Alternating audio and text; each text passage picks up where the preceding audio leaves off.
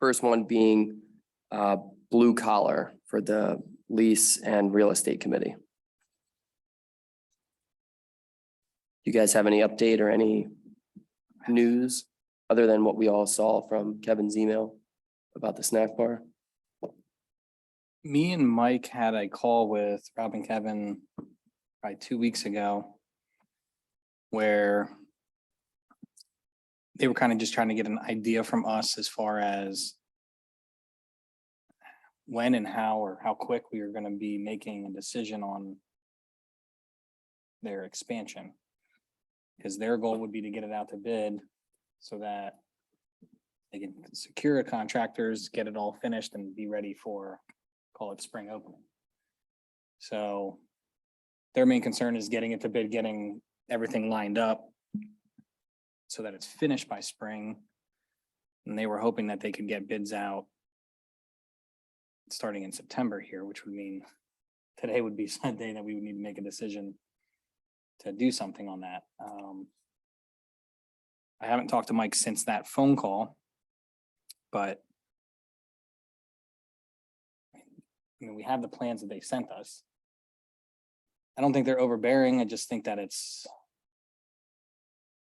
a big, yeah, it's a big project. It's a lot of space. It's not necessarily utilized space right now, so it's not going to affect anything because the way they're drawing it up, the carts would still be able to go in, still be able to be staged underneath. It will create a little bit of traffic, I guess, walking wise.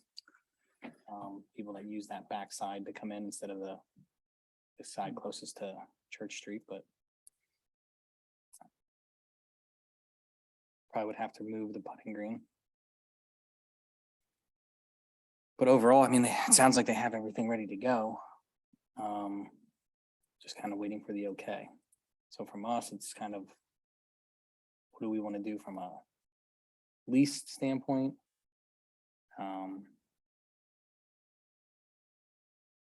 Trying to think from the conversation, like they were talking like $200,000 to $300,000 they were going to invest, I believe, in something like that. So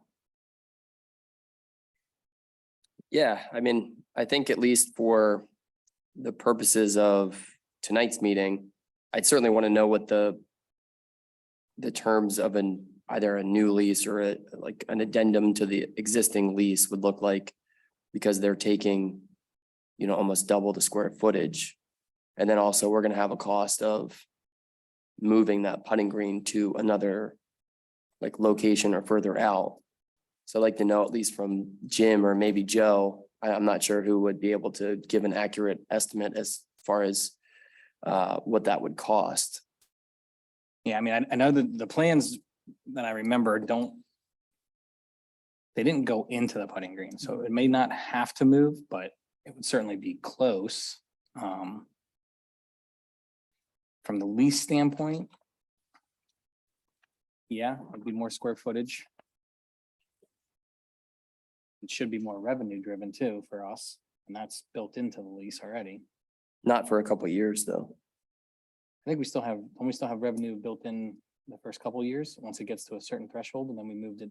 I thought from what I remember, I thought that was more of, if it was 10 years, that was like kicked in after 4 or 5. I could be wrong. I look at it, but What kicks in? the percent of revenue that we get as part of their lease. So we have a fixed, I think that's it's year 5. Yeah. 4 or 5. And that comes in, that'll come in. That payment, I think, will come in at the end of the year. Yeah, well, yeah, once the books are. If I could just ask a question. I'm sort of flying blind on this in terms of what the actual plan is. Fine, do you have that? Has everyone on the board seen the plan? so we had this. And that's about all that we had as far as the proposed deck plan. I mean, this, It was like, what was it, 7,000 or 8,000 square feet deck?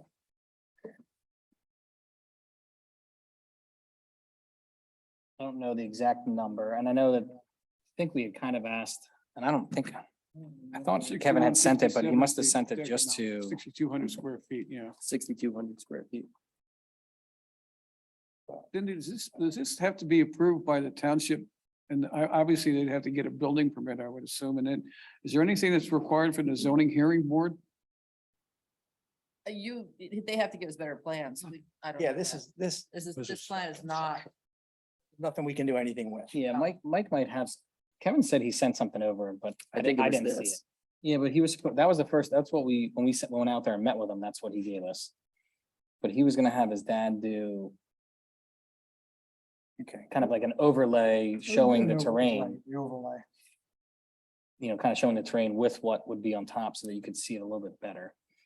Ideally, they should be coming here and presenting this to us at a meeting. Right. Just the way we do any type of development in the township.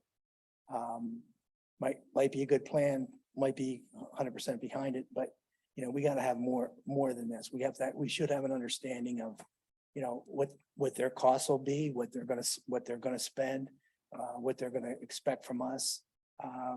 We should, obviously, we gotta analyze, how much additional rent, you know, we can expect. You know, in the past, they've expected things of us. Okay, all this I think has to be laid out. yeah, I thought that they were actually going to cover the cost of any of the putting green or any other disruption. Yeah, I think that, I mean, that would be their intention. I mean, the biggest, I think, driver for our conversation when we were out there was kind of parking. Right. And reconfiguring the parking lot to add another row. Well, So from a parking standpoint, we have plenty of room out there to expand the parking lot if we need it. I'm not around on a lot of Saturdays, but I'm not sure I've ever seen the necessity for more parking than we have in some way, shape, or form with what's there now. No, I don't think we need to actually add any more surface. I think when you look at the further end up where it's all stone. Yeah. In between the two rows where we have curbing, let's say. Mhm.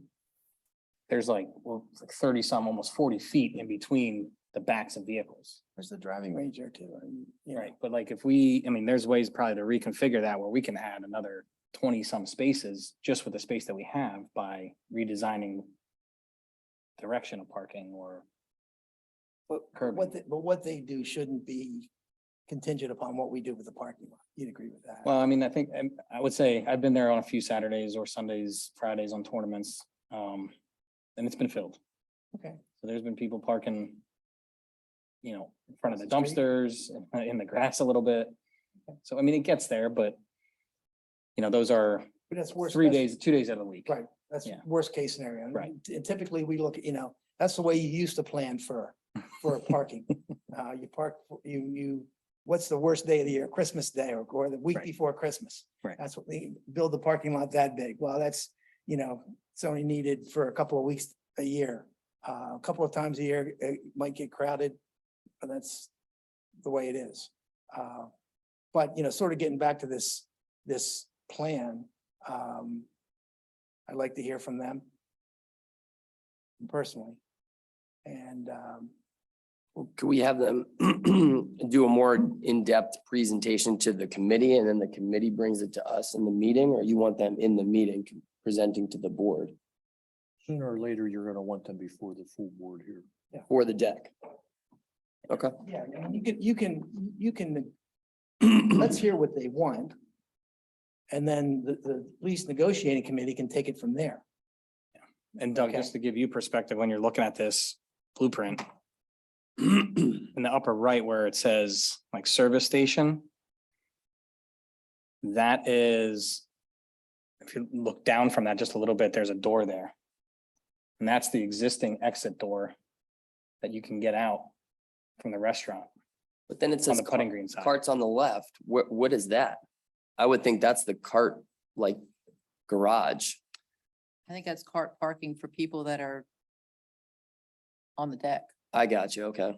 but we don't want carts parked. Well, yeah, where that cart section is, we didn't really talk about Is that that, the but driving that's, range? no, that's pretty much the putting green. Okay. What if we were to ask them to present to the lease negotiating committee their plans in writing no later than September 14th? Giving us 2 weeks then to kind of mull it over, ask them to come in next meeting and present. Because if I'm understanding correctly, they'd like to have a decision made sooner than later.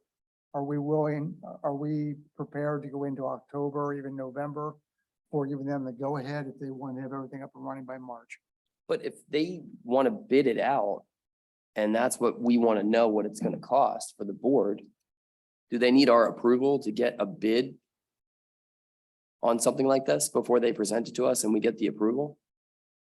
No, it's their dollar. Yeah, I mean, probably not. They, I mean, yes, they can certainly secure stuff. I mean, I think they have a very good idea of what it's going to cost them, and they probably already talked to the contractors they want to use, which are similar contractors that they used the first time. They Inside. need to be aware.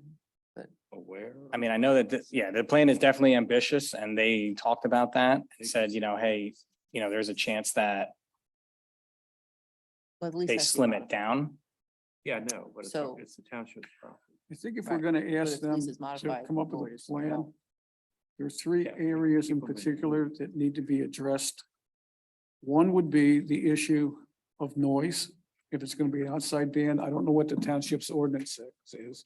The second would be the number of additional parking spaces required, because I'm sure that you have a requirement for how, depending on the number of seats, you have to have a parking space for however many seats. And the third would be the issue about, well, how is this area going to be lit?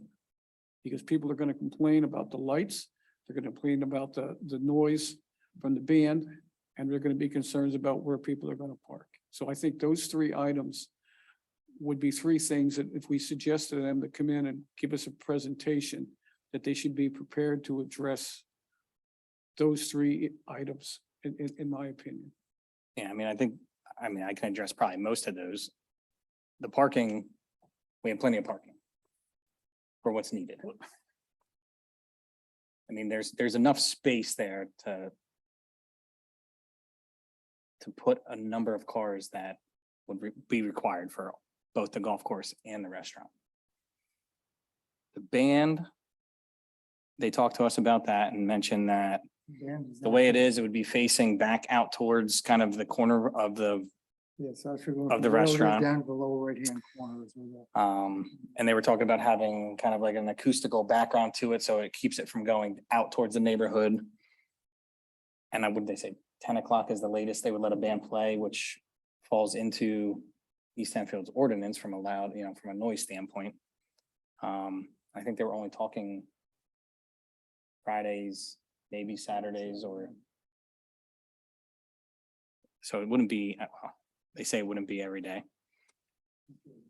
Lighting. Yeah, I mean, lighting wise, they didn't really talk about it, but I mean, just from them, from a liability standpoint, the whole area would be lit up, I'm sure.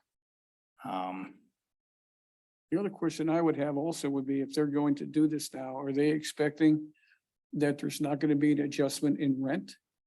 And are they expecting the authority to contribute in any way toward whatever they need to do as far as the financing of it goes? I don't think they asked us anything for us to toss anything into it.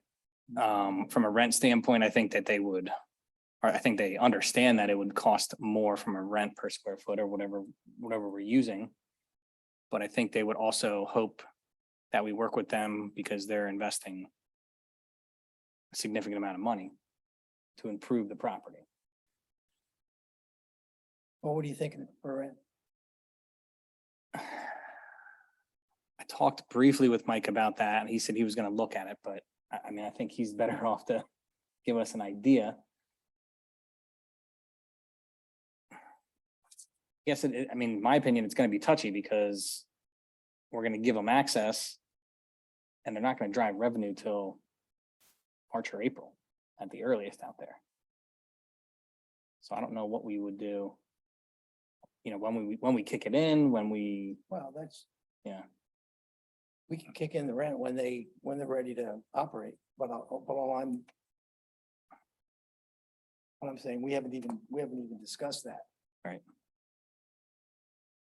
Which I think is important. I would agree. Just a question about this plan. What I see here in the shaded in area, that's a deck? The entire deck, It will be all decking material, yes. all deck, it won't be covered.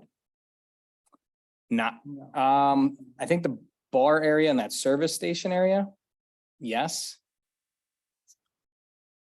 The other area, maybe that bar at the end was a little ambitious, I think, by them. I don't think they're planning on going out there, but I mean, the stuff in the middle, they were gonna have either umbrellas and or like the sails that you can hang through, you know, going through, I think they talked about. don't get me wrong. I like the idea. I think it's a great idea. I'm not against it But- myself. I just, But, it's a lot. but I just think we've got to have a lot more information about this. Yeah. And, I think we also need with an expansion this big, I think we also need an understanding of, what their goals are for their business. And whether they've hit the marks that they've set for themselves over the last year since they've begun operating. I assume they have. We're not having any issues with rent. Rent went up. I just think we need a better plan before we can bless it. I would agree with what Tom's saying. It's not so much that we need to give any approval to any of this, because to Dave's point, the questions he's asking are very valid, but they're going to go before Tom and the Board of Supervisors in due time. I think for us, it's the concept and the finances, and if we have a comfort level and they're amenable to whatever changes we negotiate with regard to rent and everything else, I don't personally see a downside to it, but to Tom's point, we need more information. Not so much to say yes or no, but just to better understand, because it's going to come before you ultimately for approval. That's out of our purview. I have a hard time understanding if they're gonna have, essentially, they want to build a 230 seat restaurant that's gonna operate at best 6 months a year. And I can't fathom that they want to do this without having some kind of permanent covering over this. Because all it's gonna take is Permanent one what? I'm heavy sorry, I rain. When you got 150 people out there, where are they gonna go? So again, they have to come up with, they're the businessmen that are gonna come up with this, but I see we need a lot more information as Tom and Doug have mentioned, because conceptually, it sounds great. I'm glad I don't have to make the approval. That's the township's job to do that, but certainly there's gonna be some issues that are gonna have to be addressed. Yeah, I mean, they're a good partner. Right? We want them to continue to be a good partner, but part of that is not overextending yourself. Did somebody say that there's 200 seating for 230 people here? 232 right there. 232. How many people can they seat inside? I don't I'm gonna say remember. it's under closer to 90 or 150, I 100. think. yeah. The banquet is like 300, I thought. No, but in the dining area and the bar area, it's less than 150. My guess is that in the summertime, when it's nice, the deck will be full and the inside part will probably be empty, would be my guess. Because if you look at a restaurant like TJ Rockwell's or something like that, that has an enormous outside patio, what typically happens is people would rather sit outside and they only sit inside if it's inclement weather or if they have to wait for an outside seat. It can get crowded inside too. Yeah, At the same time. Oh, yeah. yeah. Um, I I mean, other concerns right off the bat would be Kevin's email earlier this Staffing. week. I say mean, again? his email For earlier this staffing, week about. they're gonna staffing. double the size of that restaurant. And think of the kitchen. What do you gotta do to the kitchen? How, I mean, it's one thing to build this, but then you gotta have support. You gotta have a kitchen, you gotta have equipment. All that's gotta be, That's a big kitchen in there. Well, it is a big kitchen and it's probably. compared to some of the other restaurants And that they I, could put I some know. sort of outdoor kitchen as well. I know, again, going back to TJ Rockwell's, they have, like a smoker or. I think they have like a full kitchen that's outside grill or something. Yeah. where they do food service. Yeah, I so. mean, I'm not trying to push this on anybody. I'm just kind of playing devil's advocate. I think that a deck would be awesome at the golf course to relieve some of that inside pressure, because it does get very crowded in there, especially during that 4 to 8 o'clock range. People are getting off the golf course, coming in for food. You got people in the reservations, but I also work with I have a lot of restaurant clients, and that's ambitious. It seems to me we all sort of have a general consensus here. Let's set up a time for them to come in and make a presentation. And we can fire away any questions that we have, and hopefully they have something with a little more meat on the bones.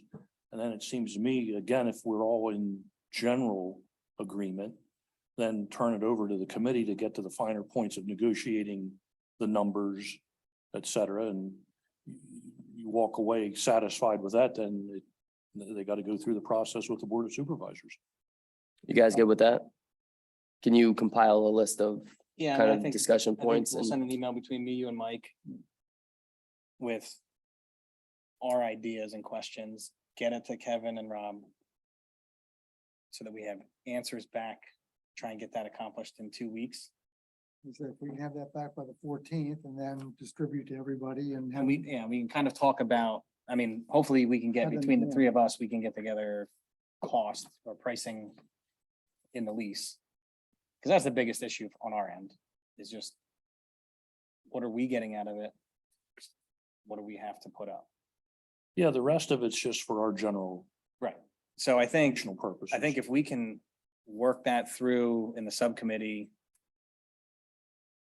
and have them come in next month to present and get and fire away questions, then maybe we could even make a decision or recommendation what I'd like after to- the fact. Having some of the earlier discussions on cost, or where the rent's gonna go. yeah, okay. When do we bring up the issue about the additional rent? Say that again? He didn't hear you, Dave. I'm sorry, When do we when bring do up you, the issue when, of when do we additional bring rent? up the issue of the additional rent that they're gonna pay? My goal is to have that accomplished before they come in, That's right. so that we have, because that's that's gonna be the biggest decision maker for them. Is can they live with what we're gonna ask for, where that falls? And then they have to see if they can make it work. But if we can get some firm numbers to them, they can mull that over. I mean, we have, a month before the next meeting, so we can hopefully negotiate that a little bit and be able to fire questions at them and have some numbers for us to possibly make a recommendation to move it forward, at least on their end. Last thing I'll just say about on the rent piece is as you're kind of discussing when it's open, if it's seasonal only, I understand that from a revenue standpoint, but also for an opportunity cost for that land that we're giving up year round. So they might say, we want to make sure that we only have to pay rent on the months that this is open, but that structure is still going to be there, which means we can't utilize that space 12 months a year. So I would just make sure that at some point that is Yeah. discussed as far as, I mean, as long as we're not moving the putting green, that space is all dead space. well, I'm just saying that, It's gonna have to move, though. We talked Bear about in that. mind, though, even if you don't have to move that putting green, it might fall within the construction zone. It Right. might still get disrupted. You're gonna have to move the green, so I would just keep that in mind, but. All right, anything else for on blue collar? I would like to talk about the snack bar. Okay,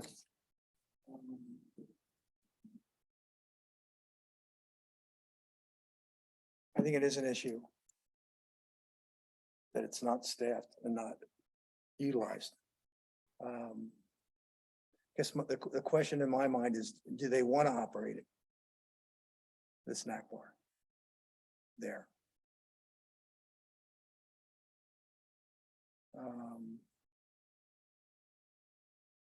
And if they do, fine, and then it should be. I think there's something to be said for having the snack bar there for the golfers. I think, at the end of the day, we're a golf course and there's an expectation. When you're done with golf, you come in, you sit down around some tables, have a couple of beers, maybe a burger,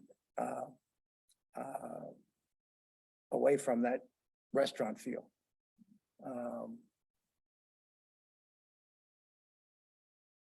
It's a little bit of an issue in my thought process. And if they're not going to use it, we should know that. Yeah, I mean, I agree. I've been there, in the afternoon when it's been closed and the restaurant hasn't been open. And you want to get something at the turn or, Mondays especially, right? yeah. I'm in agreement. I think that when there is an area that has that capability that our area has, and then you show up regardless, I mean, tea times in the dead of summer can be 6 o'clock in the morning, but I think it needs to be open. I think that, I mean, it only needs to be one person. If it's slow, it's slow, but from a service or customer standpoint, but I mean, yeah, I agree. I think it's there and it needs to be utilized. I mean, even if they took whatever it was from the snack bar, like let's say like beers or, like something that's not cooked because, you obviously need someone there cooking the food, but just let them ring it up at the pro shop then. I understand the POS system. You can still figure it out that it's under blue collar versus under, Yeah, but that's Four not- Seasons golf, That's not but necessarily what they entered in their agreement to do, They entered in to work that snack stand. I guess simply put, what this boils down to is it's a staffing issue. Because of the labor market, I guess. My thought is Work through it. that's the crutch. I think that they're not overly pushing to get somebody in there because it's probably a break even for them. in Not a their eyes. priority for them. Right. and they don't want to take hours from the restaurant at the snack bar. So if you have a bartender up at, you don't want to take their hours down at the snack bar and they just sit there idle for an hour or two at a time, so. But I agree. I think that's something that, And we can take that to them in between now and the next meeting as well and address that and say, I mean, we get it, but So what kind of teeth can we put into that to put any kind of leverage on them? Make it difficult for them on the deck. That's what I was thinking. Not that I want to, but well, and go back to, if you can't staff the snack bar now, if you add the deck, you're gonna have more staff. The snack bar is gonna be even more of an afterthought when we don't want to Yeah. continue another season where we feel nothing but complaints about the snack bar not being open, at regular times. I understand at 6 AM, but if it's 10 or 11 o'clock in the morning, I mean, that, I know, I'm in agreement. I mean, you get at that early morning tea time, you're coming around the turn at 8:45. I would only offer caution. I understand what you're thinking about. Maybe using this proposed deck, but let's not bite our nose off to spite our face, so to speak. I think there's a whole lot more opportunity for them to make money with that deck than there ever would be with the snack shop. Just for whatever it's worth. well, it's in their lease, I thought, to operate the snack bar. I guess it doesn't have terms in there as far as the hours. Yeah, it doesn't have hours, but. Well, and when we can push for that right now, but you're looking at 2 months left of the golf season. I would, yeah, I I mean, I know, ask you guys just to have an honest conversation with them. If they don't want to run it, we can addend the lease if we have to figure something out. and figure something out.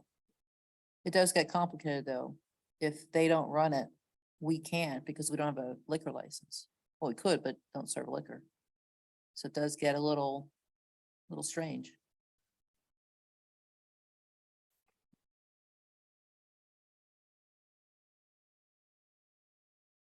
The kind of liquor license that is over there is not the same as at a Royal Farms or a Giant Foods where they can pull a 6-pack out of the cooler, correct?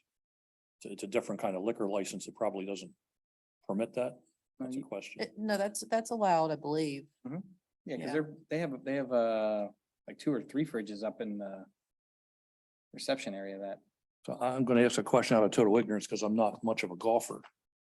What if, assuming at face value, this is a staffing issue, forgetting their motivation, whether they're really committed to this or not? Is there a way to vend, have sandwich dispensing machines, pre-made, pre-packaged? I'm even thinking of something you see in a Wawa or a Sheetz. People can go get their own self-serve hot dog if they want.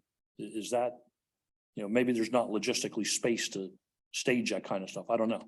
I'm just asking the question. I mean, they have the hot dog roller down there. Now it's all behind the bar, but No, I think that's an option, what you're suggesting, Doug. I think there are companies out there that will stock machines for you, on a vend basis.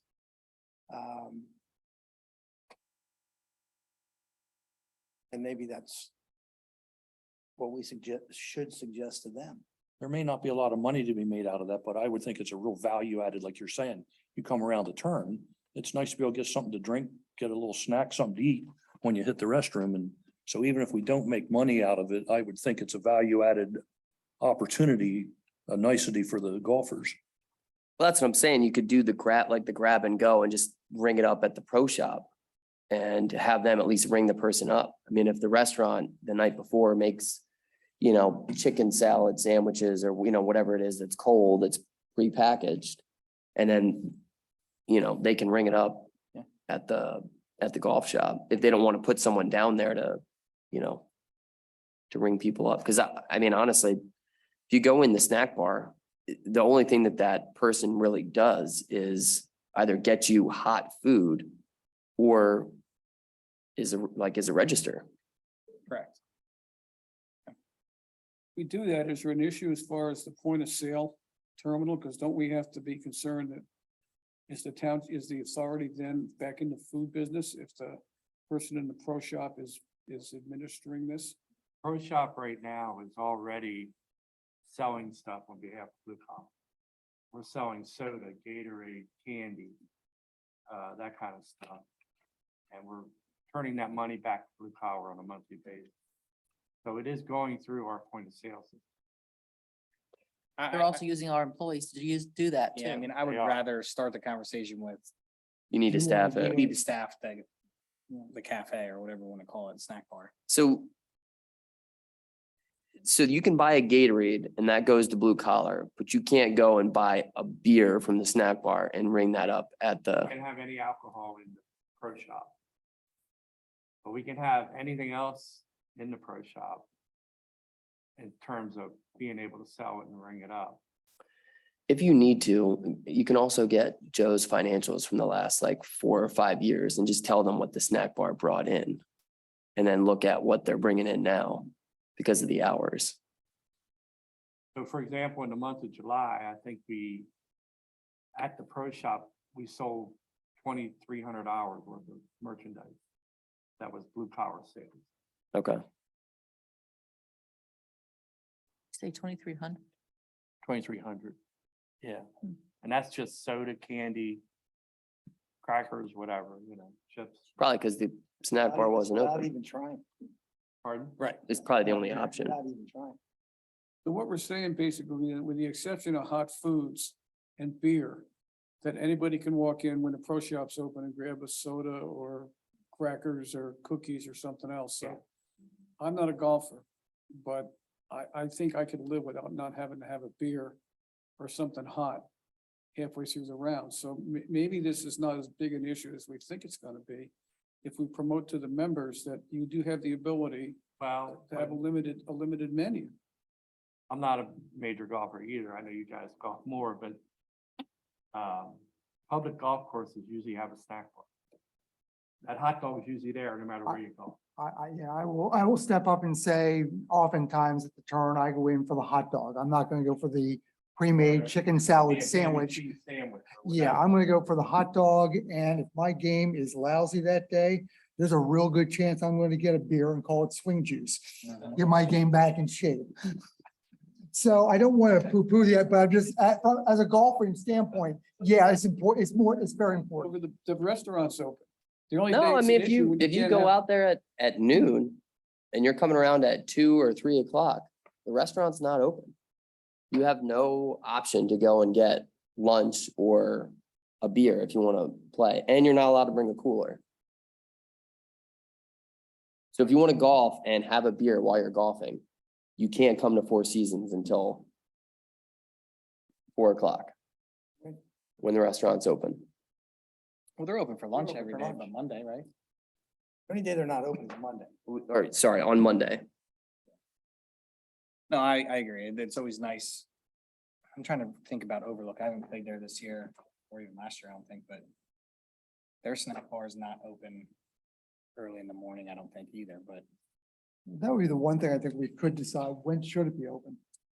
You know, should it be open no later than 9 in the morning? I don't think, if I show up at a public course, early tea time, I'm not expecting to get a full breakfast. I'm not even expecting to get coffee. So I'm thinking that's already been taken care of. Yeah. I'm going after the course to get started. I mean, I just played up at Sunset in their club championship. And we got up there at 6:50 in the morning. And you can get a beer. You can get a hot dog. They were a hot sausage. I mean, they had everything going. I mean, the ideal situation, and we talked about this before, is not have a separate snack bar area. It should be part of the pro shop. But we've gone away from that since we have blue collar in there. But running that snack bar like it is not a moneymaker. You lose money. We lost considerable money. I'm sure blue collar is losing money. I agree. But you're suggesting if it were relocated into the pro shop, that might make a difference? I think your staffing problem would go away. You'd have to overcome the liquor issue. I mean, it probably Well, if could it be, got moved into there and we had the passcode for the POS system and we ring it up over there if they're buying that stuff and you ring up the golf over here. If we're ringing it up on their machine, But then we would need to staff the snack bar. much the different POS system. I think it's a case of tracking inventory, which you Right. would do in a POS, but also the liability. We are actually giving you that beer as the township or as the rec authority. So that liability now rests with yeah, I mean, us. it should be, unless we it should can- be their employee. Right. I would just make it known, because I don't know if anybody has actually said this to them, but we've got Yeah, I'm in numerous agreement. complaints I'm okay from, making that. for the whole season about the lack of availability in the snack bar. Just see, and then just see what they say. Yeah, I mean, I don't see it being fixed this year. So we only have two months of golf, hard golf left, I guess, call it. But I think that it needs to be a priority come spring. When we're back at, well, when it's back at it in full swing, that On foul of that. they need to have somebody there. I mean, it only takes one person. Well, you guys see what you can do with them on that. Bring that up first, though, before you start talking about the deck. Anything else on blue collar? All right, let's move to rezoning. So I guess just to recap the last 2 meetings for anybody that was not here. Listen to the public comment. A lot of people have a lot of ideas. We haven't narrowed in on any one specific idea for development.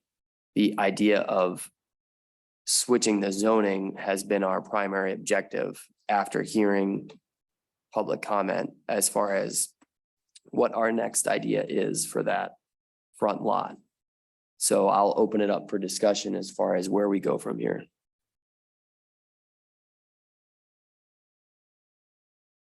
I would think that Mike, of all people, probably has the best idea because this is in his wheelhouse, his business. He would know what the best market mix would be out there. And we should aim for that, and that would dictate then what direction to go with the rezoning. I think we identified that already. Right. I think I think the best use would be what most residents don't want. I Right. agree. So, They don't want access on Stony Battery. They, or just multi-use. they don't want Yeah, commercial. right. So, At least the 5 or 6 people we heard from. And that's all it was 5 or 6 people. Yeah, I mean, and I wasn't here, but I'm reading the notes and they're just going in circles about, It was the same 5 or about- 6 yeah, about- people It that was came a up. lot should of, have it was a a- lot of conversation about the snack bar. okay. Then- So like- then Yeah, we- complaints. They keep saying that we should have an idea of what we want to put there before we rezone it, but that's Well, we just putting the answered, cart before the horse. then in my opinion, we just answered the question. The problem is now is it's become a political issue that I'll speak from the perspective I've always said from day one, whatever financially, as a steward of the public's money, to me, that's what makes the most sense. And that might be what is antithetical or goes against what the residents want. But this now I think becomes an education process on our part. We're gonna have to educate the public. Here's why we're doing this. It's not to get rich. It's not to make all kinds of money. But as a steward of your tax dollars, we're trying to make the best fiduciary decisions we can for the township's benefit. That at first didn't work very well at the last meeting though, because people were still questioning it. So Well, they just are, if they're dead set against it, no matter what you say. all I can say is after 12 years of being a township supervisor, it's the old adage, you please some of the people some of the time, please some people none of the time, you please none of the people all the time. That's just what it's going to come down to.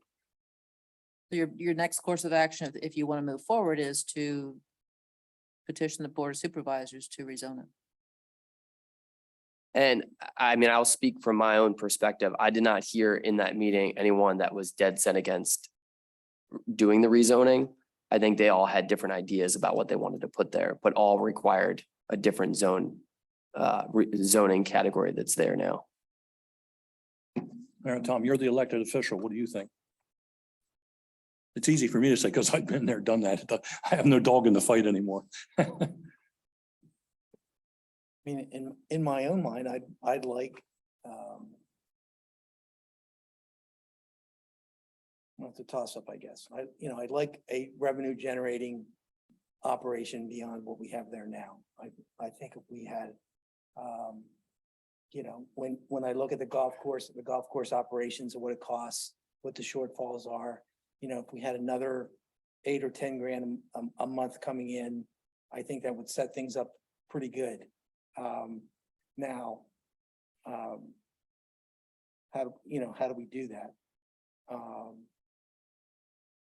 I also think there's some merit in, keeping it in recreation. But I get, and I guess the one thing I've pretty much decided is that the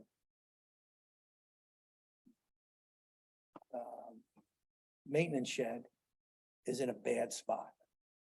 And that no matter what we do out there, that has to be moved somewhere. And I guess for me, that would be the first thing to do. And then decide from there what type of development we want to do. Do we want commercial, restaurant, office, or do we want recreation? I'm not opposed to another miniature golf course, but I don't want I really don't want the township running. Like some entrepreneur to come in and do.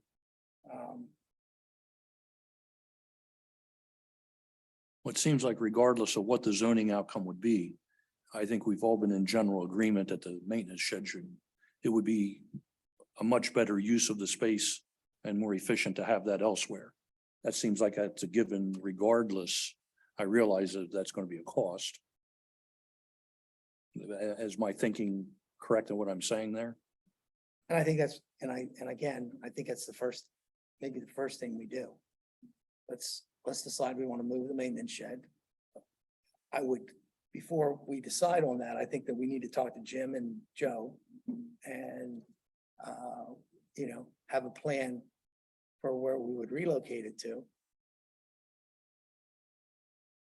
I think they already had an idea on that, and folks down at Tarpley aren't going to be fond of that, right? No, they won't.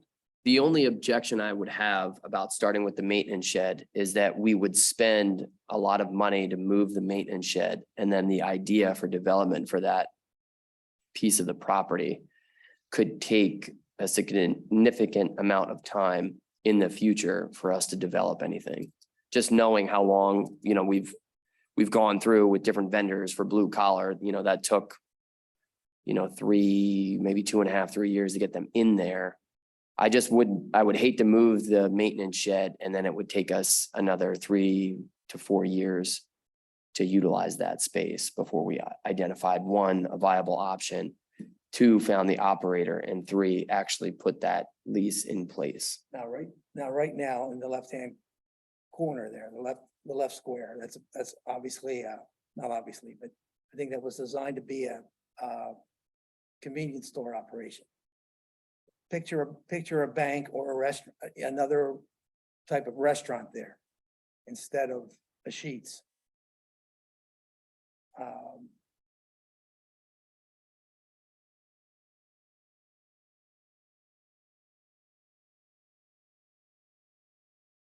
Maybe. I don't know.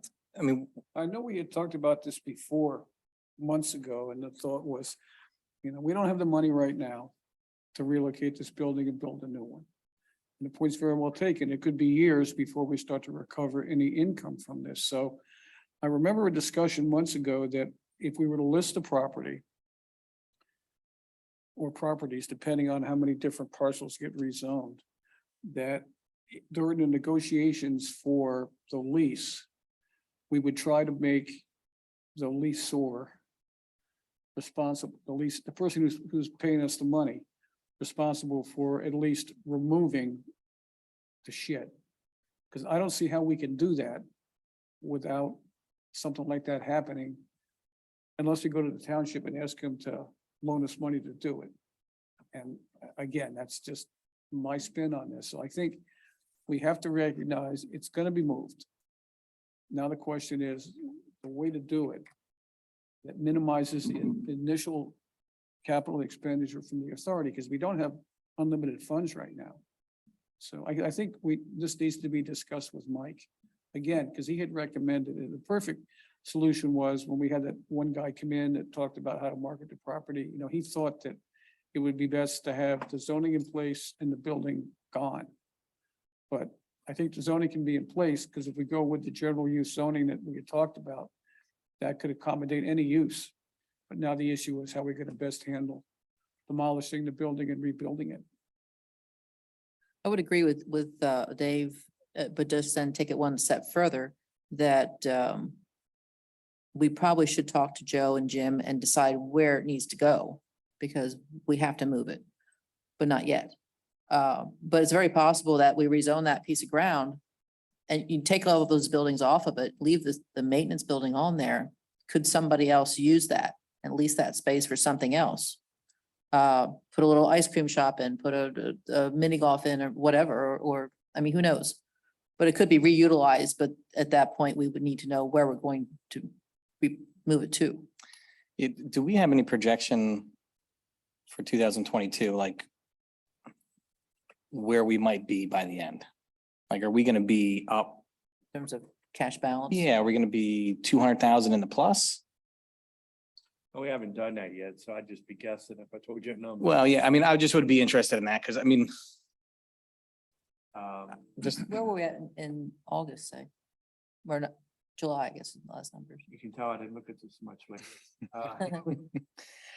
So I hate to throw any number out. I mean, that's just a question, because as we dig further and further into this, I know what we want, to, or I guess I know what everybody's The other thing ideas that are, the but curveball you gotta remember is the Equi- authority now needs to make that first installment of the golf cart loan.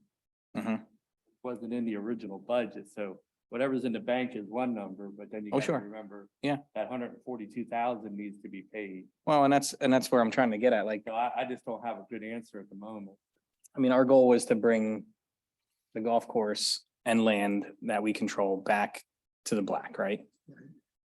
We've accomplished that, Or at least break even. but yeah, but where are we in that scenario? And where, let's say, look at like a 2-year, 3-year projection to where it could get to.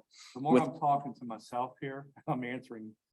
So I think where I'm at is when we did the analysis for the loan for the equipment, including the carts and the maintenance equipment. Mhm. And knowing that you would make an installment of 142,000 this year, I think the way it was working out was that we would end the year in the black, but to the tune of 60 to 80,000. What you would have startup money for the new year. And I think to move that building was a rough estimate was like 200 to 300,000. You're probably looking at more under five, just under five, 500,000 I would guess. to move the maintenance building? It's a big building. I mean, 300 or 400 at least. Because you're talking prevailing wage as well. So that's what I'm just thinking out loud, that if we're gonna move that and pay that for something that is township friendly but low on revenue, I'd rather make that maintenance building permanent there, and whatever the recreation part is, move it around it. Because if we're not gonna get any revenue because we're gonna put in something that maybe pays us, you know, a minimal amount of revenue, but is, you know, like a mini golf course, and maybe they only can afford for their budget to pay like 2,000 or 3,000 a month. I mean, that's a long runway to recoup the cost just to put that mini golf course there. And I think I'm on the same page. I mean, my opinion here, I'm all for generating revenue. And, or I guess, but does it have to be maximized to upset a higher percentage of people? Whereas if we go the minimal route, which is more recreation friendly, residential friendly, maybe bring in the rec center and try and figure out what they need on their end as well. That still generates income without expenses.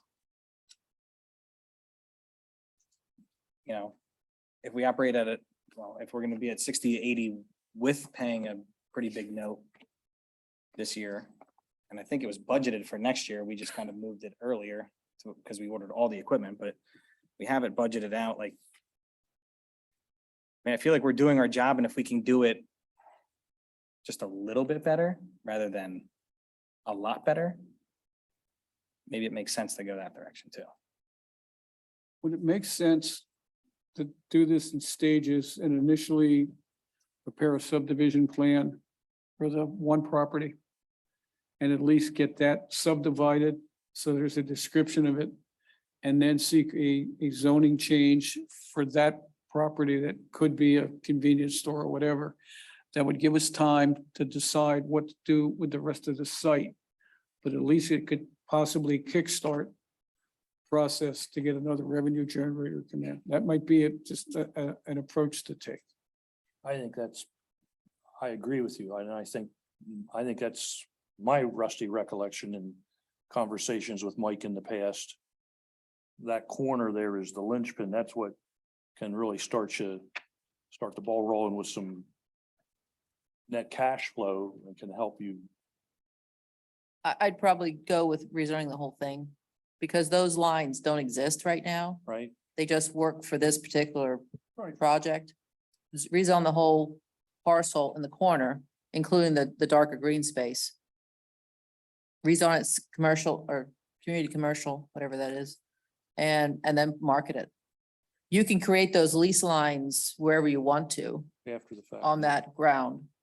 But if you do that and only rezone that small part, then you gotta go back, public comment and do this all again for maybe another sliver of land that this use needs. Yeah, that makes sense, but I guess what I'm trying to say is we would front burner doing whatever we're gonna do with that corner. Yeah. To generate, and that then might be the stepping stone to help finance whether you relocate the maintenance shed or keep it there. Yeah. And the way we market it, you know, depending on what the mix ends up being, it might still make sense to let prospects know that, yeah, it's open, it's on the table. If it makes sense to move it, we'll move it. I like that. So the recommendation for the rec authority would be to rezone the space. The outer red. Correct, yeah. And you said you can rezone that to, what'd you say, CBC, Community Business Center. would still allow us to put recreational stuff there. I mean, I don't think that's a bad move at all. To at least get the process. What's the moving. downside? I don't think there's any downside because we could rezone it and just still do absolutely nothing with it, right? Yeah, that's- So Right. Is there- the downside is what? Whatever cost it is to rezone. Advertising cost, yeah, I- a little bit of attorney's fees. I don't think it's a bad idea to at least start that. Step one, I think. Because then that does allow us to market it. And we can turn everything down if we want to, or we can pick what we like. You know, And if you get somebody who wants to take the whole thing, you say, all right, well, then you got to move the maintenance shed. Would think somebody would want to take the whole thing. That stuff, the snack bar. What's gonna be public Yeah, and presented to and the board of steps. supervisors is a plan that doesn't show the buildings. It's just gonna Correct. show the parcel. Right. With the maintenance shed on it. So, Any other comment about rezoning, discussion? So I'd ask for a motion to vote to send this to the Board of Supervisors. So moved. I'll second. All in favor of recommending rezoning the front lots to the Board of Supervisors, please say aye. Aye. Anyone opposed? Was Doug and Dave, As community Business. CBC. CBC. Business Center. make that part of the motion. Doug and Dave. Make the motion to make the front lots rezoned to CBC, just front lot, front lots. just lot, one lot. Road frontage Yeah, along It's the whole, Church. it's the whole parcel. The whole- It may or may not get divided later. So making a So we can- motion to make the whole parcel CBC zoning. Do I have a second? I'll second that. All in favor to send this to the Board of Supervisors, please say aye. Aye. Anyone opposed? You, wait a minute, you changed your people. Yeah, it was the same, wasn't that the same? Well, Tom asked me to make the CBC part of the motion, so that's why I redid it. Gotcha. Okay. So now it's Recommended to David. rezone. Now we've recommended to Brian. rezone Dan. CDC. Yeah, I second it. rezone the parcel CBC. Should have done just say you guys okay with it. got it. So we're good on that. If you're not careful, we'll add a comment. We'll do it all over. Yeah. again. And then Cindy, are you able to present that to the Board of Supervisors, or do you want someone from the rec authority to come? No, it'll be fine. Okay. Yeah. What they would do is authorize to prepare the documents and advertise it. Would be the ultimate goal there. Now, if that goes on the agenda for the Board of Supervisors, is that gonna initiate a large public? Good. Certainly will. When is the next Board of Supervisors meeting? September 7.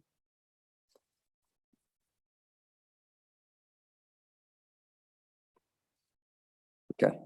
And they may or may not choose to take action on it. They might wait and decide later to advertise it. What time does that meeting start? 7. 7. All right, Finance and Operations Committee. Transfer of assets. This was slated for July. It was, we Okay. postponed it to August and that's September. It's still sitting on my desk. We're at the point now that it makes more sense to simply do it January 1, which won't involve an audit this year. It kind of has a clean break. And I promise to have it done. If there's no objections to the authority. Anybody have any questions or comments on that? All right. We don't have any action items other than what we've already accomplished. Old business goals and objectives for the golf course. I would say we had a good bit of discussion about that already. If anybody has anything else that they want to bring up or discuss. Tom, you had said something about the driving range. You want to discuss that now? No. Okay, we're good. Anybody else? I want to bring up the cell tower because we haven't really talked about that in a while.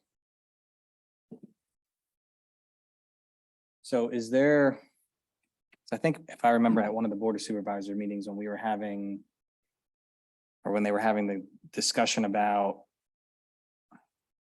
changing the laws or the statutes or whatever for the 4G stuff and the smaller cell towers or the mini towers and all that stuff. And maybe I'm wrong about the way I heard it, but at some point, if we don't do something, can somebody come in and just do it from like a governmental side or state side? I think it's a private landowner can do it. You talking about for 5G? I mean, I guess just for anything. I mean, I live right up the street there and Verizon cell service is awful. Like, I don't even get it at my house. So like, is there a point where somebody's gonna say, we don't have access here and we need it because everybody's working from home now, or we need to get more bandwidth in the area? Like, wasn't that part of that discussion? Like, if we don't take advantage of it and actually generate money from one of these companies, that they're going to essentially take a right of way somewhere and just put one up. It's possible that if you would have put a tower up on the golf course, you would have forestalled the necessity to have small cells on every block, on every telephone pole, which would be Verizon poles. But I guess Small what cells. you're saying is if across the street, let's say Wise puts a cell tower like behind their building, is that something that West Hempfield would then have to approve, or they can do that without? So that would be the risk if we weren't able to capitalize on that, if we would want to do it. Well, and I mean, and we're talking, I mean, so we're going like with, you know, we have this blue collar option, which is invasive, let's say, to the golf course. We have the parcels that we're talking about, which is invasive to the golf course, to the corner, to the streets, to the residents. The cell tower, and now, again, maybe I'm a little bit biased here, but it really is not gonna affect the golf course from a use standpoint. It's not affecting the open field from a use standpoint. And it's gonna generate some money.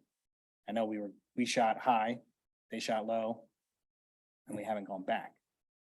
But if it's not an inconvenience to anybody in the golf course and our operations, other than maybe a couple residents that won't want it there, but it still generates some trickle money, is it something to reopen? I think there's a couple of things. I think you're touching on a couple of different things going on here. The 5G is kind of a separate animal from cell towers. They only put that on structures that might be 30, 40 feet high.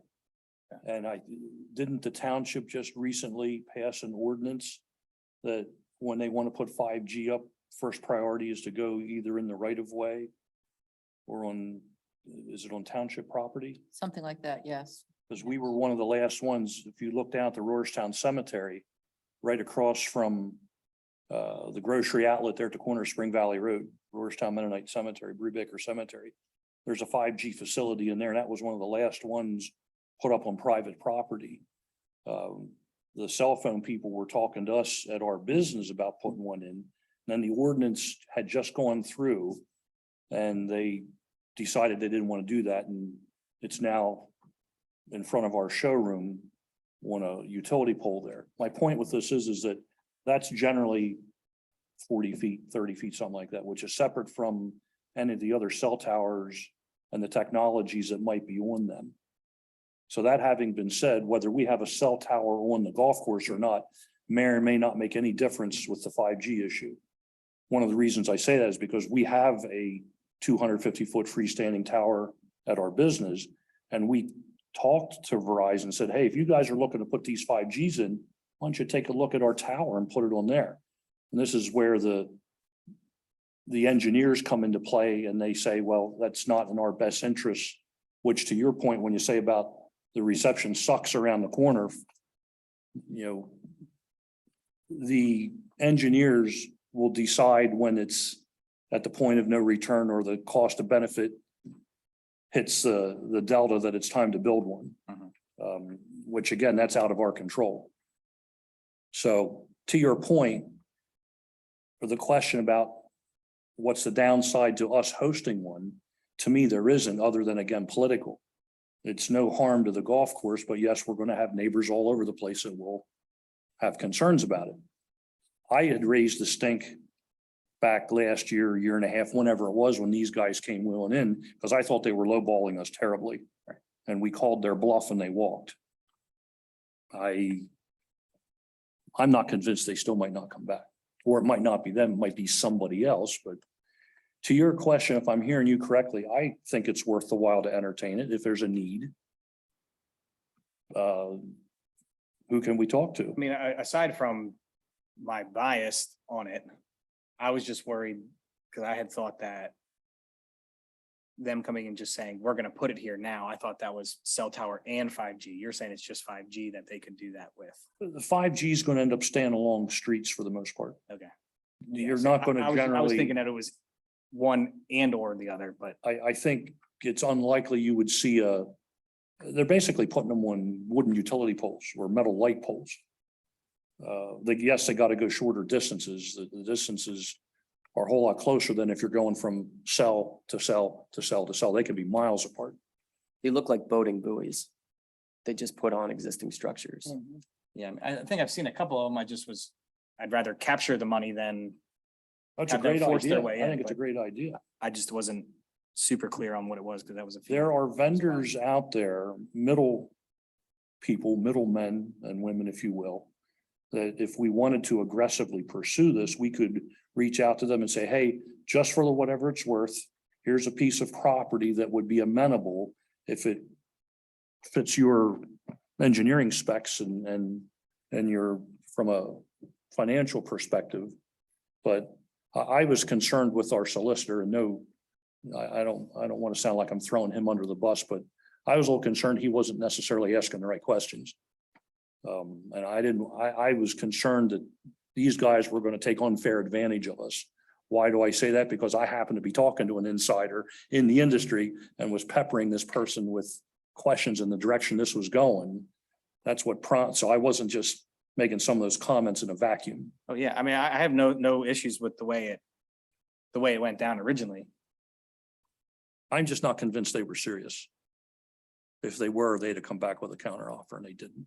Right. You would have thought so. Yeah. And it's been very quiet. So, But we can reach out and just let I it mean, because we're out talking there in about the back generating, yeah. channels that, hey, if Verizon, T-Mobile, whoever's looking, here might be an area to consider. And empirically speaking, what you're saying, yeah, I hear a lot of people complain. There's dead spots around the hill that it just signal disappears. I would think somewhere in the minutes, it shows that basically we had voted, the majority of the board voted to where the site was going to be, which was behind one of the T's or something. So we've already 14 go pole. on record as saying that it's acceptable. So right now, I don't think we need to have any other action other than reinforce what Doug said, that if we start contacting these people, that we had originally approved the concept for the location. Oh, yeah. If someone's interested, call us. Right. I don't disagree with that. I'm just saying, like, you know, these other items, aside from the deck just saying, go for it and figuring out how much they want to pay us. Developing that lot is a lot more work than a little bit of construction for a tower. I know it's not as much money, but maybe times have changed. Maybe they'll come back, I don't know, just poke the bear and see what happens rather than. Well, not. easy for me to say, but from a purely political perspective, I would think that neighbors would appreciate that, hey, if a cell tower is needed, go stick it out in the middle of a field, stick it out in the middle of the golf course. It's not so much in my backyard kind of thing. Right. I mean, there's always going to be somebody that aesthetically isn't going to like seeing that coming up above the trees, but better than when it's right up against somebody's property or adjacent to somebody's neighborhood, or it's less obnoxious. So do you want to work on that, or do you want to have a committee for that, or do you guys want to in the leasing committee, like maybe make a couple of calls or to try to move that ball forward? Do Or you have some contacts for anybody that we could? I can reach out to, I can think right off the top of my head of two people that I'd reach out to We can and try and they find, they would keep it on the QT, that it wouldn't have to be anything that's, to see if there's interest, maybe. I mean, do we want to reach out? Who was the guy, Liberty or something? Is that who we were dealing with before? Liberty Towers or something? I think so. The one that I'm thinking of is actually I would call them a broker who advocates on behalf of different entities.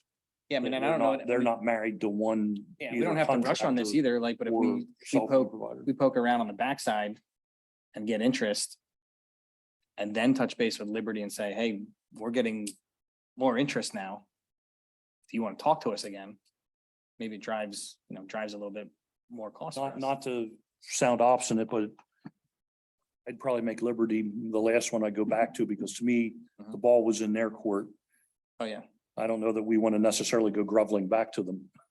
Well, yeah, that's what I mean. And I don't mean to Have sound other arrogant ideas, yeah. or obstinate, but in fact, I'd rather let a third party entity go back to Liberty on Mhm. our behalf. All right, so you're gonna I'll reach out. to a couple of Okay. contacts. Yeah, and again, like I said, I don't think that this needs to be a rush, but slow burn it and see what's out there. What was really driving the 5G of the past year or so was the health campus. They very much wanted 5G around their perimeter. If you look going up Roarstown Road, there's a location somewhere, I think on private property in Roarstown, I forget. Then there's another one up at the cemetery there at Spring Valley Road. There's one in front of our showroom. If you hang a right and head east on the Harrisburg Pike, there's at least one getting down closer to the Women and Babies Hospital. The caveat with all this was they didn't want it on their property. And I think it was purely political. But when push came to shove, the one near the Women's and Babies Hospital, I think is on their property. And there might be some more. I had never taken the time to look up and down Good Drive. So if they're making that push, like, what's the new Penn State one? What are they? Well, that's a different model though, too. That's a hospital like LGH in the city, whereas the health campus is more of a, in and out on a daily basis. But yeah, to your point, I would suppose that it's still doctors, nurses, medical professionals sending data at high speeds. I can't speak for the Penn State Hospital. I don't know what's happening with that. Well, you guys would know if you got any inquiries or applications coming in, or I guess if they're staying in the right of way, do they have to come into the township office to secure any kind of permits? Yes, they do. I would have thought so, yeah. And that's where most of the placement is. Nobody's making any money on those placements. And if you're interested in seeing a 5G unit at the corner of Roarstown Road and Marietta Avenue, where the motorcycle shop is, there's one on the pole there. That's the one in Roarstown. Oh, yeah. I've seen them. I'm not worried about them at all, but I'm not sure where the industry is now with the big towers. yeah, my whole thing was just, originally I had thought that if we didn't do anything, that eventually somebody's just gonna come and do it and say, well, we're gonna just use this right away or public land or whatever and say, hey, They can't do eminent domain on something like that. So they couldn't just take the property from, No, they And, couldn't like, do that. put no, it there. But they could do the right of way and the smaller. Yeah. So, I just, that's what I knew I heard that in that meeting probably 2 years ago now, but I wasn't sure exactly what it. When they put them in the right of way like that, they're not necessarily beholden to pay rent. Right. By virtue of the fact it's in the right of way. all right, so Doug's gonna reach out on that. in connection with that discussion, on the screen is the area that you're talking about, but this is the 17 acres. The top of your screen is Gloucester. To the left would be Nisley. And then to the right is the golf course. So this is the land that isn't in control of the Break Authority. But it does show that there's going to be a basin, actually 2 basins installed on that land, which would impact the access point for a cell tower use, where you had talked about before. Because I think the cell tower was kind of right in here somewhere, A basin, like for water retention? Stormwater. Or, Yeah. yeah. which will help the flow of water getting onto the golf course. So this is Gloucester. This is the one, Gloucester's up here. Where's Tarpley? I'm sorry? Where's Tarpley? Is that the one that dead end? Okay, So this will improve the flow of the golf course. but it could impact access to the back end of the golf course. You said that is slated to be done? Yes. It's kind of in the planning stages at this point. Is that gonna help with water runoff to the people that live down the hill? Going to help the golf course not get flooded as fast. It's going to slow that water down that's coming off of Nisley. Russell's been pushing for this off and on for years. It'll still continue to flood, but not near as bad as we've seen. And then, of course, that then translates into the development across Church Street. And then the Swat Run kind of all flows together. Yeah, This is where the house used to sit. This is where the community gardens will be going next year. So it's not impossible to sneak down through there, but just letting you know what's happening. And up above that, is there plans for anything? Up here, No, down in that open area. in here, Mm-hmm. nothing on the books. There's Nothing on there. discussion. was that the baseball fields? No, the baseball fields now are looking at the 50 acres on Knowlton Church. Sod farm? Yeah, sod farm. We're actually designing that and trying to fit as much recreation things in there as we can to include baseball. There has been discussions and really just very generic discussions if we ever decide to do a joint fire station. But this is like 15, 20, 25 years down the road. Nothing concrete whatsoever. They're comfortable with that even with the steep grades, With the grades. basin, When you say about a joint fire station, uh-huh. seems to me there'd be a lot of cut and fill. Oh, it probably will be. And maybe it won't work. We have, that hasn't even been explored that far. It's just a concept, just an idea that might be a good location for it, but it may not work. Interesting. All right. Anybody else have anything for goals and objectives for the golf course?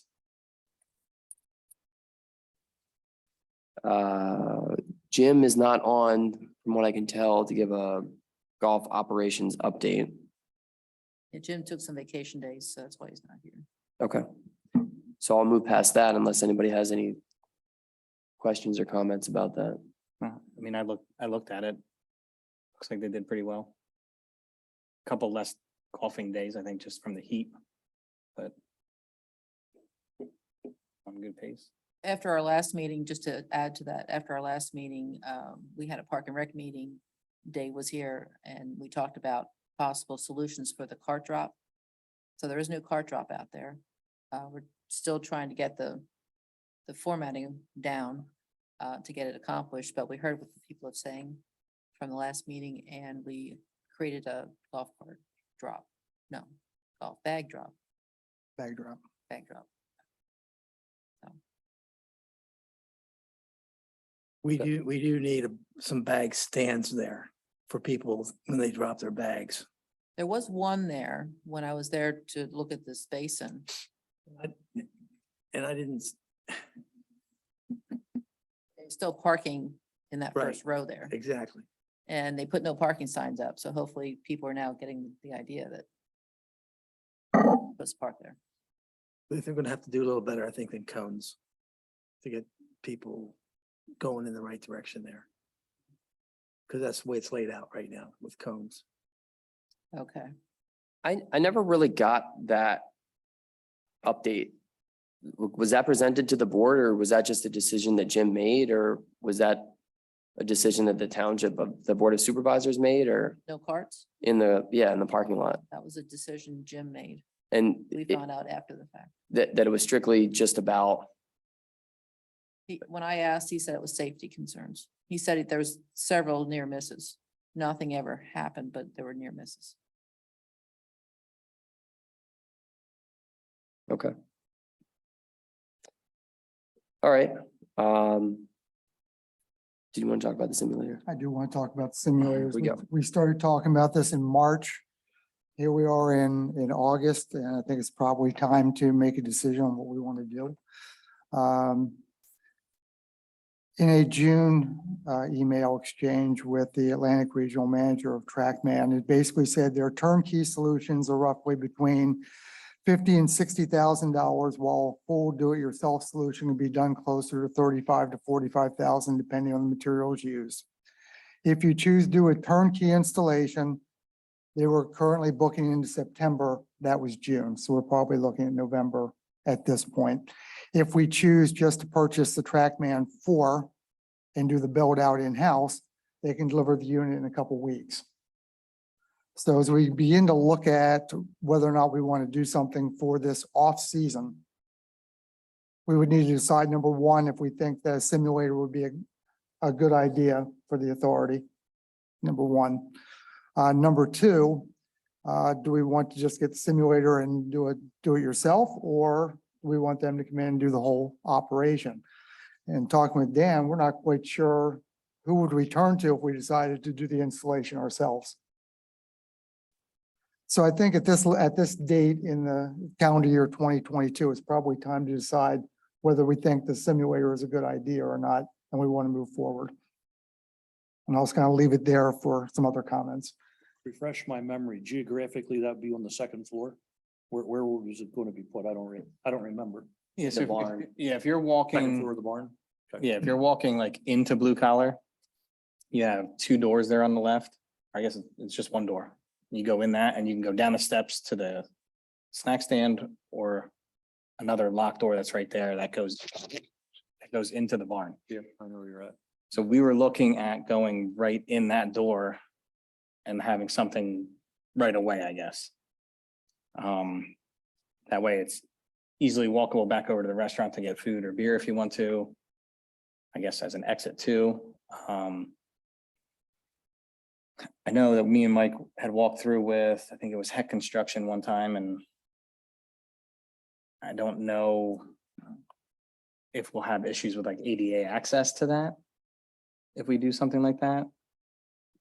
I mean, Heck Construction brought it up that, and that's, I think when we were talking about putting maybe 4 simulators in the whole barn. So I don't know if we just do one, if we still run into those code issues. I mean, Well, don't we need some kind of skit? First of all, we sure it's gonna fit in there from a height standpoint? Yeah. Then don't we really need to have some kind of sketch showing, you're just not gonna plop this thing in the middle of the barn. There's gotta be a waiting area or some place if somebody wants to have it. We talked about this before, that people aren't just gonna want to come in there and just be in this barn and not have the ability to drink a beer or do something else. So I'm assuming that there's gonna have to be some other construction done to accommodate some of the amenities that are gonna have to surround the simulator itself. Is that correct? That's correct. So we have to have an idea about what that's gonna cost. So I think at least, I mean, the turnkey number you gave us, Steve, was just to bring the simulator in, erect it, and program it, right? yeah, I mean, I don't know that we would have to endure any more cost to add seating or lounging. I mean, we have a restaurant right next door that if that's where they want to go, they can go. you can order at the bar, or maybe even you get like a server to go into that room to see if anybody wants anything. I mean, that's an added benefit, I'd say, because most of the places that are up and running right now don't have food associated or alcohol associated with it. It's BYOB. So, And I think Dave has a point. If we just set whether it's the full-blown one or the portable one, which whatever you had said, I would think we'd still have to do something with lighting, heating and cooling, if nothing else. Oh, yeah. So there are going to be some ancillary shell costs. I'm gonna ask a question that's gonna show my ignorance about golf, which is not hard to explain, but so when these people come in a simulator, are they just bringing like one club or are they bringing their bag? whole You can bag. do both. You're gonna have 4 people coming in maybe with bags, and they gotta have a place to put them. And somebody's gonna be waiting in line to get in when the 4 people in there are coming out. So logistically, there's gotta be thought to how are these people gonna get in and out with their bags while the bar stays in operation? I'm not trying to be difficult, but somebody's gonna have to come up with an idea. Or you're gonna wind up having a big cluster right at the door going in and coming out. So you book it per hour. So think of it more like a bowling alley where you have that lane for the duration of your hour. Yeah. And there's not someone waiting behind you. They're coming the hour that you're done. So what they can do, or what we can figure out through and it would probably be the pro shop that would end up at least like managing this. Because again, it's in the off season when they'll still probably have somebody there, but they may only have like 3 or 4 people actually golfing on the golf course in January or in February. And they would basically have a tee time for the simulator room where once someone signs in online or calls or shows up at the pro shop and wants to do it, you're not just going to be like waiting in line behind the people playing golf. Like you're going to show up when your allotted tee time is for the simulator. So you can almost use the same website that Jim has for golf tee times. For the simulator tee time, you check in at the pro shop for the simulator, you pay at the pro shop, for your hourly fee for the simulator. You go up and then, if you booked it from 4 to 5, come 5 o'clock, the thing shuts off because it's the next person is coming in and they're going to then play on the simulator. Now you might have 5 or 10 minutes worth of lead time to like let people pack up their things, drink, the rest of their beer, eat the rest of their food, whatever it is. But it's on a per hour basis. So, but I do agree with you on this space. We can't just put a simulator in the existing space. You're going to need, the screen and drywall and, some sort of HVAC, whether that's instead of tapping into the one that's above, like you could also buy something that, like one of those like apartment type HVAC units, something like that, just to keep the space, at a certain level. But, and I don't know how much that would cost, but Yeah, Dave, that's something that's well outside my wheelhouse. This was basically, I'm just thinking, you're talking about spending $30,000 or $40,000 to do this. You're not gonna do this for 10 grand. oh, no. oh, no. We're talking about, some extra money that we certainly have the ability to fund something like that. My concern more is, it seems to me that that's an awful tight area for people to get into and out of. But again, I don't even know what a simulator looks like. Yeah, it's not out of the norm. The one place up in Mechanicsburg is tight. Looks like this. Very tight. It looks like this. It looks like a laptop. You plug that into a projector that goes onto a screen about the size of that whiteboard behind you. And you hit into that, maybe bigger. Yeah. And you hit into that and it captures how far you hit the ball, spin, all that sort of stuff. So, A couple of places I've been, even the one that's down by Barstool and Billiards or whatever. I mean, that's just an open area. But when you're walking through, if you're in the last simulator, I mean, yeah, it's tight.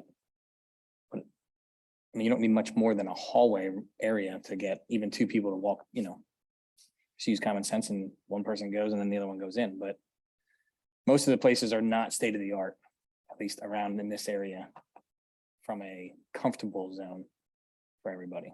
and I think the presentation we saw a couple years ago, he was looking at anywhere from 3 to 4 simulators, where if we just did one, we could keep the cost somewhat controllable and also not have to then worry about added staff. Because I think we need to look at this 2 ways, right? One, do we want to spend, I mean, even if we did the turnkey, I'm sure they're not rerunning HVAC or putting mini splits in. That's gonna have to be outside the box. Probably even electricity and outlets and all of that stuff. So the 57 number turnkey probably can turn into 70 real quick, if not more. To do it ourselves, I mean, I'm sure we can find resources and ask people in the community if they would like to help or donate a Saturday or time. That's an option.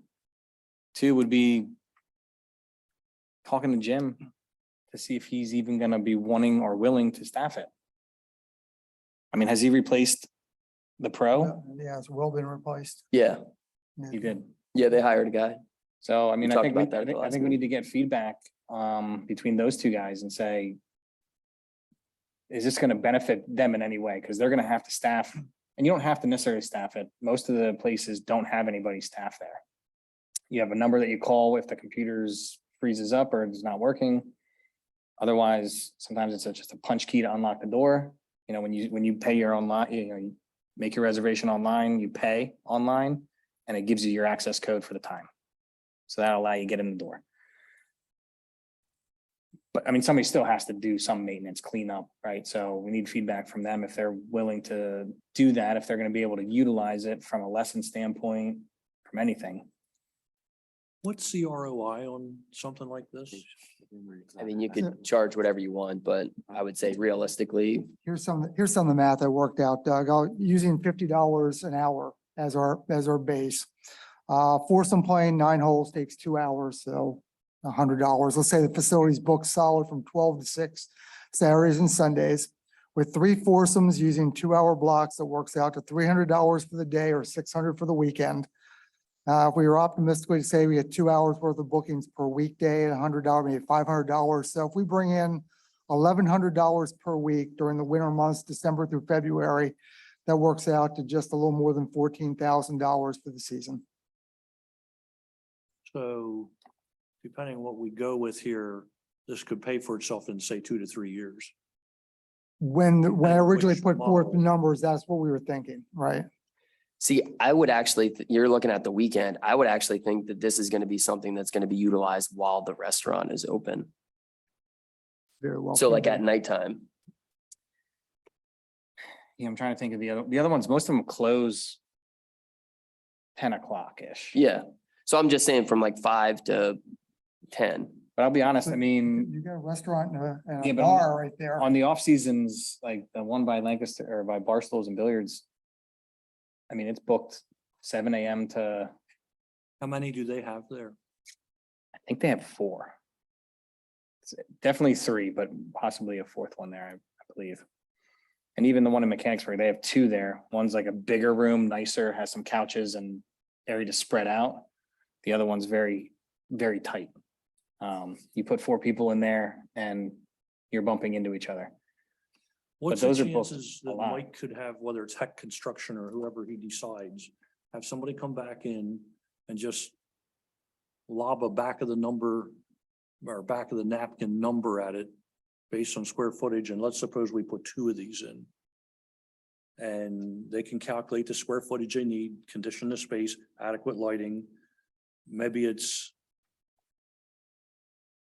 accessible, ADA compliant, maybe it's not. We'll let that set for a moment. We could at least come up with a pretty good plus or minus within 15-20% what our cost would be. I'm actually pleasantly surprised to hear if your numbers aren't pie in the sky, a payback in 2 to 3 years, that's not bad, but I'll confess, I'll stand up and be counted. I got burned on the driving range. And so remember that proposal. And when that guy said what the payback was, I couldn't believe it. To me, it was too good to be true. Well, it was. It was too good to be I true. mean, what's not contemplated in here is utility costs, employee payroll. Well, that's, yeah, setting that aside, looking at the capital side of it.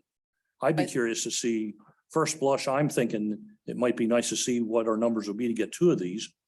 And it's scalable. It seems to me just start running down the length of the barn. If 2 of them prove to be successful and it's worth our while to add more.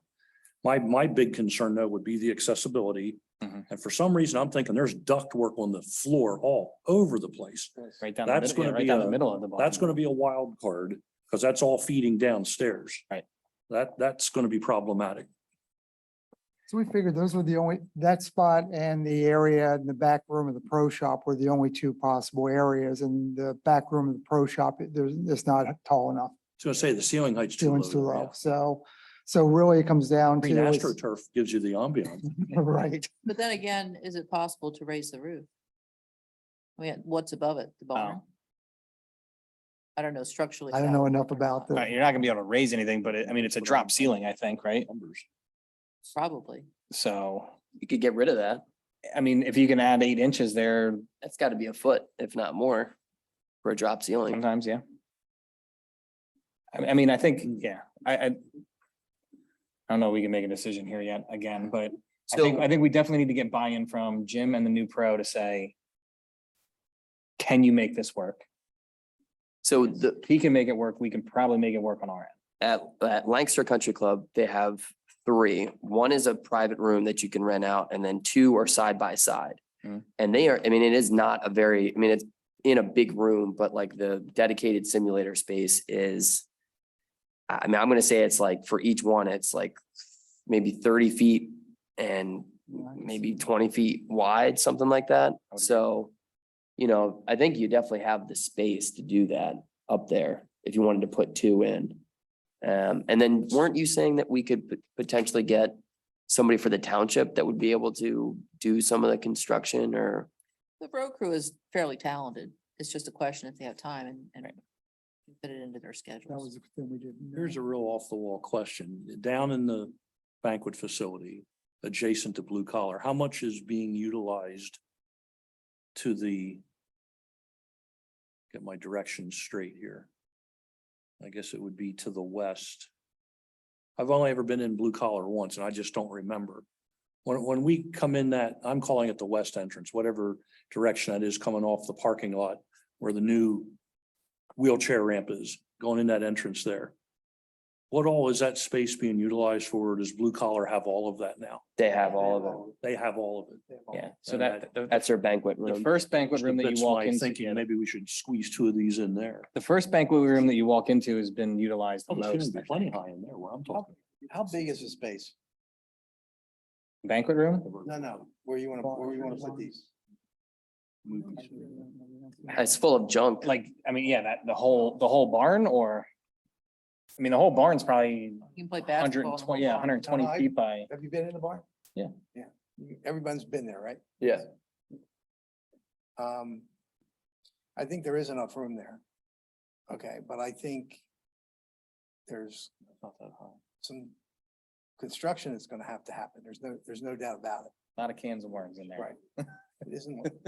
Double that. And I don't see, I think everybody here believes this is a good idea. Okay, that's not the issue. The issue is how do we execute on it? You execute on it with a plan. And I think we need an idea what it's gonna cost to make that area ready for this use. And we really can't do anything until we determine that.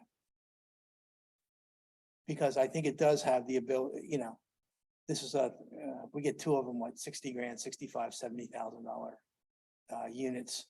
It could add another 30,000 to the operation. It could be 100. So I think we need a good understanding of what needs to be done there, where the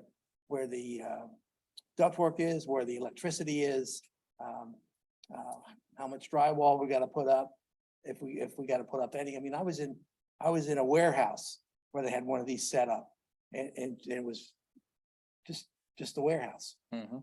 And Some netting so or, you can put them anywhere, Yeah. but again, we're gonna have people going to blue collar. People's expectations, they're not gonna wanna do this in a dump or even in a warehouse. I would agree. If you're charging money for it. This unit was in a warehouse for the employees to hone their game. So that's my thought on this, that's all. Yeah, I think Crossgates has one in their cart barn that like you can use, but they've had it for 15 years, so. I think it would also be a good idea to at least bring this up to blue collar to get their thoughts about what's gonna go in there and what the door is gonna be used for. So the best question, I guess, is what are the next steps? What needs to be, like I said, this is, now we're starting to get outside my wheelhouse when it comes to any type of construction, obviously. I can bring this information to the group, but that's kind of where I can try following through, but that's about it. Well, I guess the first step is we gotta clean the place out. Yeah, I mean, right now Blue Collar they got a bunch of stuff. in there. That's not even all blue collar stuff, I think. I think we have, well, I mean, just when you walk in the first. Yeah, a like bunch in of the door tables right and away, chairs and Yeah, there's a lot of tables and chairs and stuff that they had in the banquet rooms that they moved out to do the banquets. but Did I'm they have a sorry. key to get in? Does somebody always have a key if I, I think, I mean, yeah, Kevin opened the door for us the last time. but is Kevin or Rob always there? Can't say the whole would be there. I'm sorry, I missed something here. Are you still talking about the second floor of the barn or elsewhere? Yeah, Blue collar has stuff in there and then, and that's just in the beginning part when you first walk into it. If you keep going down the barn, I mean, there's, It seems to me All kinds of regardless of whose or what stuff is up there, it seems to me that maybe Mike should bring Hecht Construction back or whoever and get them to work up a price. And if it's even doable, then at least we know what those other ancillary costs would be to attach to if we were to go with whatever package here, then we know what we're in for. And that might shoot it down, or that might, and then yes, ask blue collar simultaneously about what the impacts are, staging, accessibility. You also might want to talk to them what their revenue generator is for banquet number 2. I was just thinking that. Maybe as you're talking to them about the deck, maybe it's change and that's finished space, banquet 2.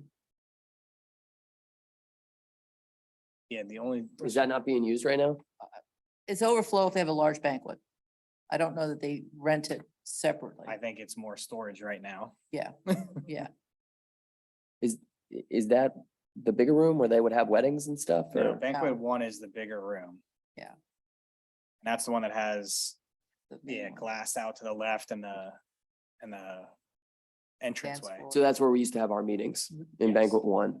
So I don't even know if I've been in banquet 2. Is there a wall there or, Foldable. Foldable wall, yes. and they keep it folded the whole time? Unless it's neat. Like, and most of the, I played, I think, in 2 tournaments there so far this year, and everybody fit in banquet 1. Or if he has I an don't think idea. banquet I was, two yeah, is I went to one, we were in banquet 3. Well, that's the That's the kitchen, or that's the restaurant.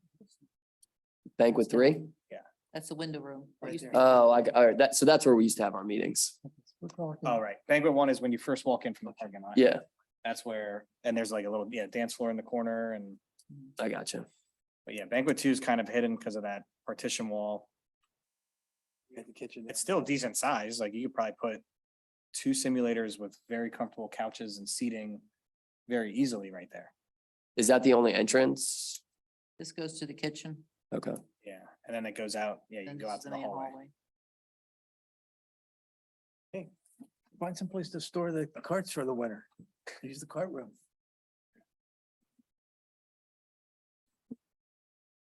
So I guess, are you asking about banquet 2, thinking that a possibility would be to put simulators in there in lieu of them having that banquet space? Does that complicate things for Not necessarily. the lease? We're floating the idea to see, because we know during the months that simulators in use is going to drive more traffic to the restaurant. Food and beverage, right? Especially if it's right there, yeah, Right. but yeah, I don't know what the usage is there. We'd probably have to talk with them a little bit and Oh, how much? maybe do some horse trading, right? If we take that No, space it's- back and It's worth a conversation. I can volunteer to talk with Kevin about that. I also want to go up and see what the barn looks like. I haven't been up there since we did our initial walkthrough in like 90 or what was that, 2019? well, and I think the reason that they were talking about the ADA is because the barn is that bottom right storage area, Yeah, and those 2 doors that go through, you actually, I think, have to step down Step down. and then step back up to get into the barn. and it Yeah. needs to be ADA for a golf simulator. There's actually a ramp going into the barn. Oh, going up to the barn, it's a ramp? Going into the barn is a ramp Okay. that goes down to it. Not much of one. I don't think that it being a simulator has anything to do. I think that it's commercial space would have to do with the ADA regulation. Yeah, I don't know enough about that. I don't know how large those doors are. Um, They comply. yeah, I mean, I don't, There's about as large as the bathroom doors, so probably. well, I'd say the one that opens up into that stairwell from the hallway is a decent size. I don't know, I can't remember the barn size. Probably a 32 by 6'8" or a 36 by 6'8". What- I mean, what- it's a bigger door. What's but- in the rectangles up there that go north and south? Here? Yeah. That's just usable space. That'd be an excellent place for simulators. One of those was you had a bridge or something you had to walk over, right? That's in the There park. is a ductwork that goes kind of right down and through here. Okay. And then there's a bridge that goes across it. I remember that The was, bridge on the right side of the barn though, right? No, it's closer to the door. Is it? It's fairly open then once you get past that. And isn't there also a storage area adjacent to the cart barn? Where supplies were kept? The cafe is here and there's dry storage in here. Dry storage in there. Now that's now used, but that's part of the lease space for blue collar. It is. I believe they have like a cold storage down there too, don't they? Been a while since I've been in there. I think they did put or I think there was a fridge down there, but it was not working or something. That's where the heating system is for the snack bar. and that banquet room right there, that's the place where we don't know if this ceiling is, I think Yeah. they were talking about this conference room. oh, I was thinking about that banquet room, Okay. because Yeah, that's that- not used for anything, right? I mean, I've seen donuts and stuff and coffee been put in there for morning golf tournaments, but it's really just a seating area. Well, and the pro shop's fairly large too. You don't need it that big of a pro shop. I would agree that we're not utilizing half of the space in there. You've also got all these office spaces that are all partitioned off, but Yeah, I mean, you could probably fit one in that back, well, we got all those doors in the women's bathroom, but I have to say, I like the idea of the barn just because of the proximity to the bar and the Yeah, restaurant. we're gonna want that.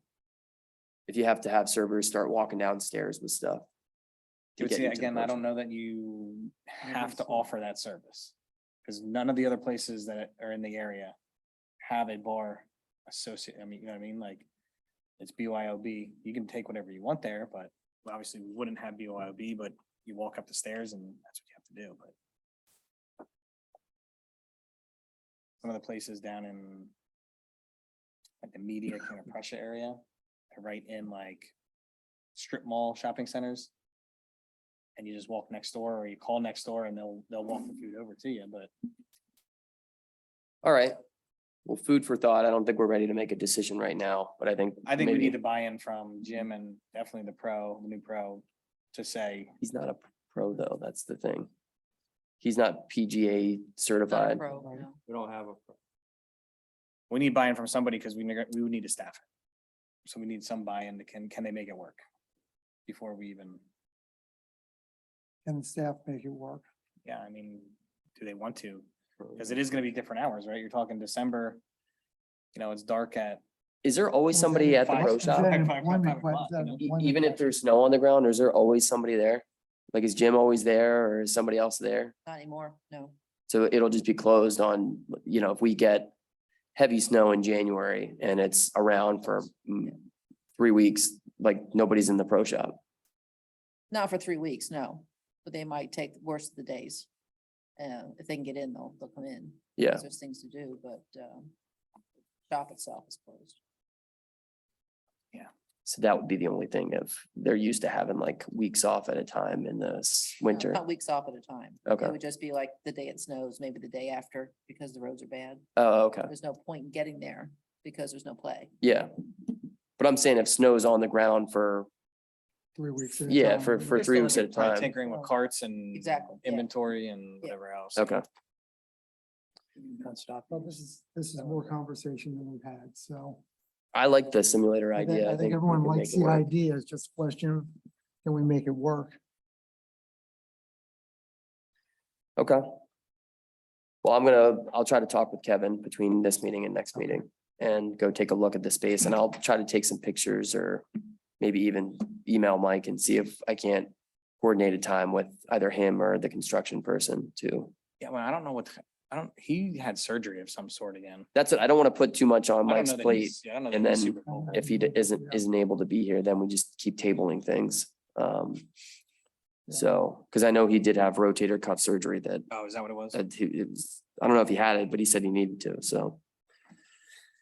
Well, Ryan, let me know if you are gonna go over there. I mean, I'll go back over with you. Yeah, I'll try to coordinate that Um, with you guys. Yeah, I'd be happy to go too. And I think the best time to get, well, the best time to get Kevin and Rob probably is either 1 o'clock in the afternoon or probably 7 or 8 o'clock at night. I'll email him and see when he's gonna be there. If he can just give me a schedule. So, cause I don't want to go over there and he's not there and I can't get in that Yeah, we room. need, So, definitely need the key. Well, I Jim mean, has a well, key. I mean, I'm sure that we can find a key somewhere too. Jim has a key, staff has a key. Yeah, I can get you in there. okay.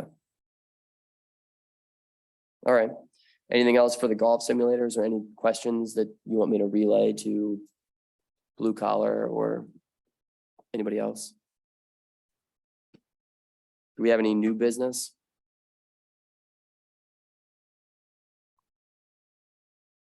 All right. Minutes from the previous meeting, July 27th. Anybody have any questions, comments about the minutes? I'd ask for a motion to approve the minutes. I'll make that motion. I'll second. All in favor of approving the minutes from July 27th, 2022, please say aye. Aye. Anyone opposed? I have to abstain. I wasn't here, so. Okay. Think it's enough to approve the minutes. Is there any public comment? I don't see anybody on Zoom. I'd make a motion to adjourn the meeting. So moved. All in favor of adjournment, please say aye. Aye. Anyone opposed? Meeting is adjourned. Thank you. Thank you all.